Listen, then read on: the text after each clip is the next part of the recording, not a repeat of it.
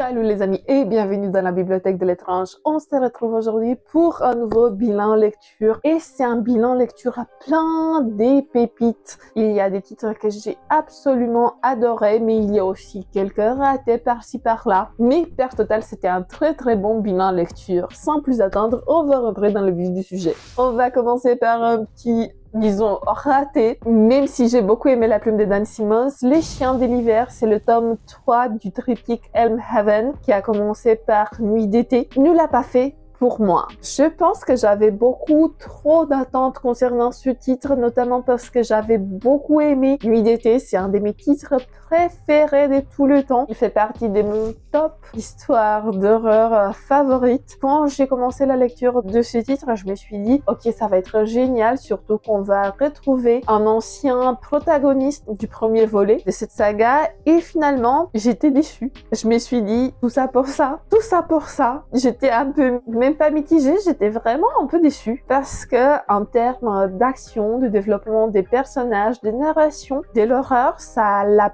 pas fait à 100%. Il y avait des bonnes idées, vraiment des bonnes idées. Mais le développement de cette histoire, je sais pas ce qui s'est passé. Je sais pas ce qui est intervenu dans la matrice, mais c'était pas si prenant. C'était assez linéaire. Il y avait pas un pic d'excitation, il y avait rien, c'était juste... Vous voyez la ligne assez droite. Et je me dis, mais c'est dommage. C'est dommage parce qu'il y a des très bonnes idées. Il y a certains passages d'horreur qui sont vraiment plaisantes, mais pourtant ça n'a pas monté la ligne. C'est dommage. C'est vraiment dommage. Je comprends pas ce qui s'est passé. Bon bref, revenons au synopsis. Dans cette histoire, on va retrouver Dale. 40 ans après les événements tragiques qui se sont passés à Elmhaven, il va retourner dans sa ville natale, il va retourner dans l'affaire de son ami Dwayne et il va essayer d'exorciser ses démons du passé, se libérer de cette culpabilité, de l'angoisse, de la tristesse qui lui procure son mariage raté. Sa vie, elle n'est pas du tout plaisante, mais ça, c'est sa faute à lui parce qu'il a, disons, il aurait pu avoir tout, mais il a gâché son parcours avec une faute. Voilà. Ce qui l'a ramené au jour d'aujourd'hui où il est méconnaissable, où le gamin plein de vie qu'on a connu dans le premier volet, il n'existe plus. C'est juste un mec qui a perdu en quelque sorte l'espoir d'une meilleure vie. Mais on va se rendre très vite compte que en arrivant à Elmhaven, la ville n'a pas fini avec lui. Elle n'a pas encore eu sa peau. Du coup, les choses tragiques vont s'enchaîner en quelque sorte. Il y aura l'horreur qui va surgir et qui va essayer de l'attraper. Il y a une histoire des chiens qui s'avérait intéressante mais qu'au final a tombé assez plat. Vous l'avez compris, ça l'a pas fait et c'est vraiment dommage. J'ai pas vraiment adhéré au personnage de Dale. J'ai beaucoup aimé le décor qui potentiellement pourrait être plus développé, mais ça l'a pas fait. Et je pense que c'est à cause de ces idées qui étaient vraiment bonnes et qui n'ont pas été exploitées à 100%, mais aussi à cause de la narration. Parce qu'au tout début, on a une narration à la troisième personne qui nous propose de découvrir le personnage et comprendre son cheminement, mais ça ne nous aide pas à l'aimer. Et ensuite, cette narration à la troisième personne, elle est interrompue par de la narration à la première personne, par un autre personnage passé. Et j'ai pas compris pourquoi. La transition entre ces points de vue, elle est pas logique, elle est pas fluide du tout. Il n'y a pas d'explication. Voilà. Pour la fin, j'étais un peu... Mais... Ouais, ok. Ouais.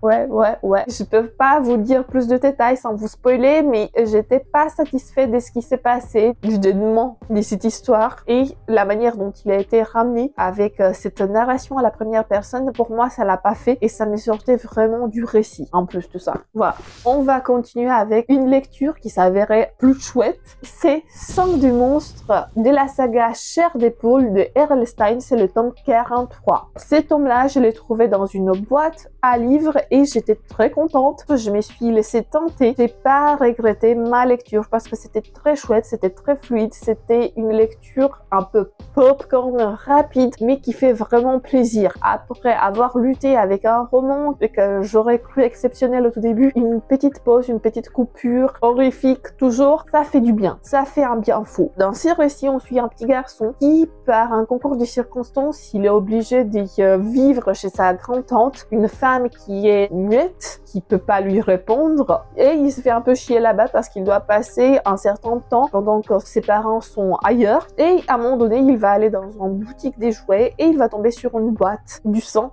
de monstre. Le garçon, il s'est dit chouette, je vais m'amuser, peut-être ça va être un sort de slime, un sort de jouet un peu gluant, vous savez, et du coup, il va le ramener à la maison. Sauf que c'est une grave erreur parce que l'horreur pourra commencer à partir de ce moment-là. Je vous dis pas plus, mais en tout cas, c'était très chouette. R.L. Stine se mène très bien ces histoires et nous faire kiffer. Le prochain tome, c'est une déception et je suis vraiment désolée parce que d'habitude, j'aime beaucoup les titres de cette autrice. J'aime beaucoup les titres d'Agatha Christie, mais ce roman qui s'appelle Un meurtre sera commis le ne l'a pas fait. Je l'ai pas fini, j'ai pas pu dépasser les 30 pages, je suis pas rentrée dedans, tout simplement. J'ai pas aimé, je sais pas ce qui s'est passé, mais j'ai pas du tout aimé la conception des personnages et la conception de l'intrigue dès le début. Ça ne m'a pas accroché. Pour vous donner une idée de ce que j'ai lu dans ces 30 premières pages et qui ne m'ont pas convaincu, on commence le récit avec des personnes d'une petite bourgade qui reçoivent des journaux où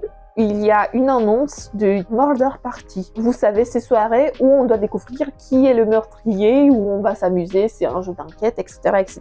Sauf que les gens qui lisent dans ces gazettes, ils ont des attitudes un peu moqueuses et ils sont en mode « Ah oui, mais quel mauvais goût! Ah, faire ça, là! Nous, on est en quelque sorte de la bourgeoisie! Oh non, mon Dieu! » J'avais l'impression que c'était des personnages très hautains dans leur manière d'envisager cette annonce. Et parmi toute cette panoplie de personnages qui nous sont présentés dans ces premières pages, il y avait la femme d'un prêtre qui idolâtrisait son mari. Oh, mon mari, il est tellement merveilleux, il est tellement intelligent et moi, je suis pas très douée, je suis pas très intelligente, je vais continuer à faire la vaisselle et le repas. J'ai pas du tout aimé. J'ai pas du tout aimé cette conception de la femme et du modèle des femmes. Je sais qu'on est dans les années 50, vous me comprenez pas mal, je sais, je comprends, mais j'adhérais pas du tout, ça m'a juste énervé. Et en plus, là où je me suis arrêtée, on arrivait dans la maison de cette femme qui soi-disant a envoyé le message et elle s'est dit mais oh mon Dieu, c'est pas moi qui l'a fait, c'est vous. Elle parlait avec ces gens qui étaient dans sa compagnie et après on a un passage où on caricature des femmes encore. On a un passage où on dit ah oui, dans sa jeunesse elle était très jolie, très mignonne mais elle était un peu conne. Maintenant elle reste toujours emboulée dans mes pieds mais bon, on était amis, je dois l'aider. Et pareil quand elle parle de la femme, de la cuisinière ou de la femme de ménage, je sais pas exactement, gouvernante, disons, de la maison. C'est une gouvernante qui vient d'un pays étranger et comme par hasard, la femme, elle sait pas parler. C'est le cliché sur pattes. Vous savez, vous venez d'un pays longtemps, vous savez pas parler et vous vous exprimez dans un langage très mal soutenu. En plus de ça, c'est con sur les rebords, on a peur parce qu'on a fui nos pays et on va venir nous tuer. Bon bref, vous voyez la photo générale, j'ai pas du tout adhéré. Peut-être que je me trompe, mais en tout cas, ce début d'histoire ne l'a pas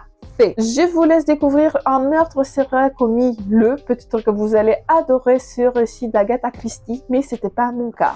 On enchaîne avec un titre que cette fois-ci c'était plus chouette. Il s'agit des Le bourgeois gentilhomme des Molières. Même si pareil, encore une fois, dans ces récits, le portrait créé autour des femmes n'est pas idéal, mais pas du tout. On envisage les femmes comme des créatures un peu faiblards qui sont bonnes juste à rester à la maison. Bon bref, je sais, on est dans les années 1800. Je comprends le contexte et heureusement que ça a évolué. Pourtant, j'ai assez bien aimé ce récit où on nous démontre les mœurs de l'époque, où on a cette satire, ces moqueries des mœurs de l'époque et des bourgeois, disons, anoblis grâce à leur argent. Et c'était vraiment marrant parce qu'on est en compagnie d'un gars qui a passé les échelons sociaux grâce à son argent, mais pourtant, l'argent ne fait pas tout. On ne peut pas cacher son inculture. Il est accompagné des maîtres vertueux, que ce soit dans le domaine de la musique, du chant, de la danse, de l'escrime, des vêtements, etc.,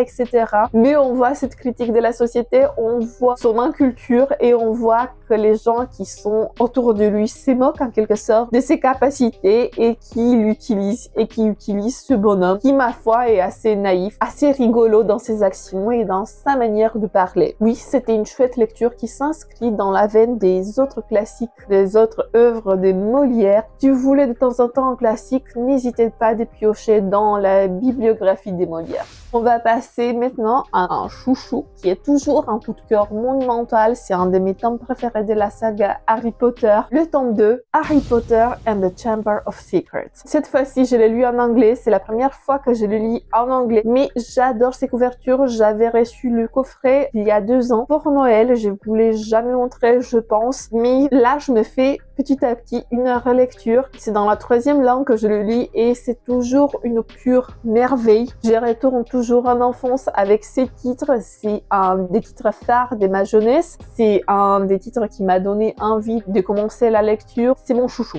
Voilà, c'est mon chouchou, c'est un de mes titres préférés. Bon, je pense que vous connaissez Harry Potter, même si vous l'avez pas lu, au moins de nom, au moins à travers les films ou à travers des extraits des films, peu importe. Dans ce 2e volet d'Harry Potter, on est en compagnie de notre protagoniste principal, notre jeune homme qui a échappé à la mort quand il était enfant, mais également en compagnie de ses amis, des amis qu'il retrouve pour une 2e année dans cette prestigieuse école de sorcellerie Hogwarts. Malheureusement pour lui, il y a un petit incident, il y a une petite créature magique qui s'appelle Dobby qui va entrer en scène, qui va l'emmener à l'enfer par ses actions. Des bonnes actions se payent toujours cher. Bon bref, je vous dirai pas plus, je vais pas rentrer dans les détails, mais en tout cas, la saga Harry Potter, c'est toujours une très bonne lecture pour moi. C'était vraiment top.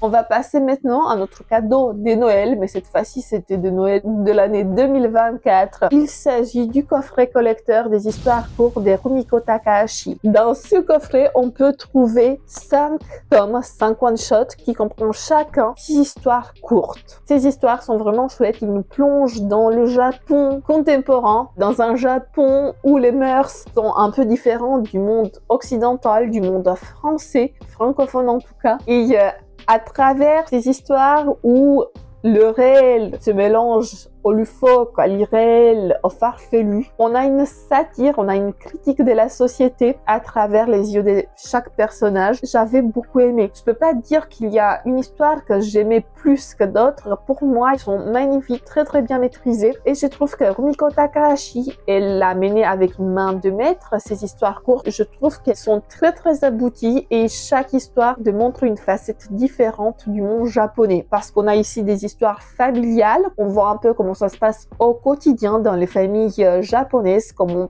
parfois les femmes sont des femmes au foyer qui restent à la maison, qui doivent s'occuper de toute la maison, qui préparent le dîner, le repassage, le ménage, etc., etc. Mais en plus de ça, elles doivent prendre soin des parents, de son mari ou de ses parents, etc. Parce que il faut savoir que dans un bon nombre de familles, en tout cas à l'époque où ces histoires ont été écrites, les Japonais vivent avec leur famille proche, leur entourage proche, avec la mère, le père, enfin, etc., etc. Du coup, c'est pas juste le mari et la femme, non, parfois c'est le mari, la femme et le père ou la mère du mari ou la mère ou le père de la mariée, etc., etc. On voit un peu ce cadre familial, on voit un peu les mœurs de cette époque et c'est vraiment chouette. Il y a des histoires abracadabrantes. J'ai beaucoup aimé. Je suis très contente que Delcourt Tonkam a enfin sorti ce coffret parce qu'ils étaient en arrêt de commercialisation et pour un bon moment, on pouvait pas les retrouver, en tout cas pas à un prix décent. Et cette fois-ci, on les a. Par contre, je me suis rendu compte qu'il ne s'agit pas de l'intégralité des histoires courtes que Rumiko Takahashi l'a écrit. C'est juste une partie parce que moi, avant de recevoir ce coffret, je me suis procuré en espagnol, il y a 1 an ou 2, un autre récit, un autre recueil de nouvelles qui s'appelle El Espejo, le miroir. Dans ces recueils de nouvelles, on a des histoires différentes de celles qui nous sont proposées dans ce coffret. Du coup, potentiellement, à un moment donné, peut-être on aura une réédition de celui-là, inédit jusqu'à présent. Si vous lisez un peu d'espagnol, n'hésitez pas. C'est toujours une petite merveille. Pour ceux qui aiment Rumiko Takahashi, n'hésitez pas à vous pencher sur Inuyasha, sur Ranma, sur Mermaid Saga. Elle nous envoûte, cette dame, elle nous envoûte. En tout cas, moi, j'adore ce qu'elle nous propose chaque fois.